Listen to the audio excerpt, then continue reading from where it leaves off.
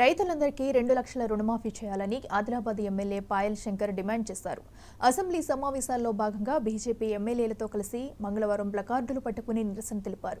హైదరాబాద్లోని అంబేద్కర్ చౌక్ నుంచి అసెంబ్లీ వరకు ఎమ్మెల్యేలు పాదయాత్రకు వెళ్లారు.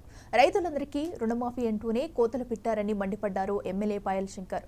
అకాల వర్షాల వల్ల నష్టపోయిన రైతులకు నష్టపరిహారం చెల్లించాలని కోరారు.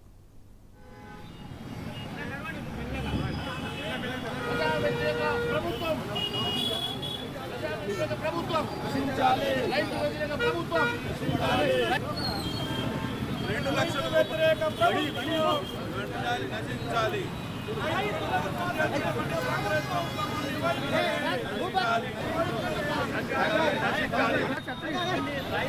గణేష్ దగ్గర ఉంది.